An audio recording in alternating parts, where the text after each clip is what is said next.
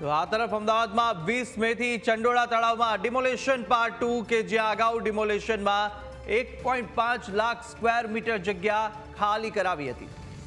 Demolition part 2માં 2.50 થી 3 lakh square મીટરની જગ્યા ખાલી કરાવવામાં આવશે.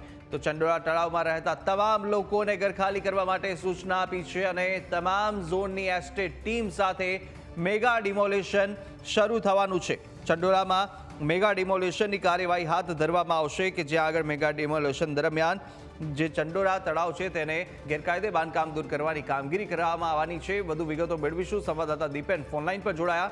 દીપેન, જે રીતે 20 મેથી હવે ચંડોળા તળાવ કે જ્યાં ડિમોલેશન પાર્ટ 2 શરૂ થવા જઈ રહ્યું છે, કયા પ્રકારની તૈયારી તંત્ર દ્વારા કરવામાં આવી? કુશાગ્ર, ચંડોળા તળાવમાં બીજા તબક્કાની જે ડિમોલેશનની કામગીરી છે તે કોર્પોરેશન દ્વારા 20 મેથી શરૂ થનાર છે.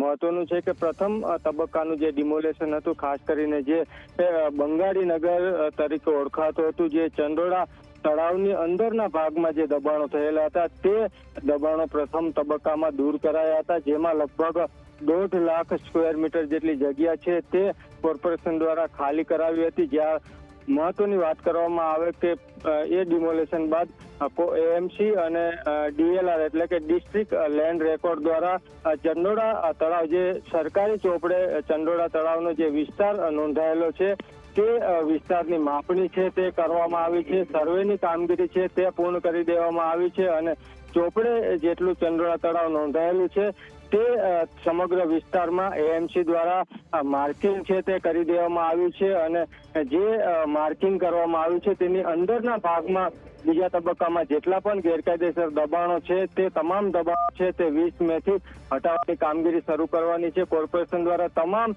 ઝોનના જે એસ્ટેટ વિભાગના જે અધિકારીઓ છે તે તમામ અધિકારીઓને આ માટેની જવાબદારી છે તે સોંપવામાં આવી છે. તમામ જે ડીવાયએમસીઓ છે તેમને પણ આ માટેની જવાબદારી છે તે સોંપવામાં આવી છે. એટલે કે મેગા ડિમોલેશન છે તે 20 મેથી ફરીથી શરૂ થશે અને જે તળાવની પાર જે છે તે પારની આસપાસ જેટલા પણ ગેરકાયદેસર દબાણો થયા છે તે તમામ દબાણો 20 મેથી હટાવવાની કામગીરી શરૂ થશે. જી બિલકુલ દીપેન, માહિતી સાથે જોડા બદલ આપનો આભાર.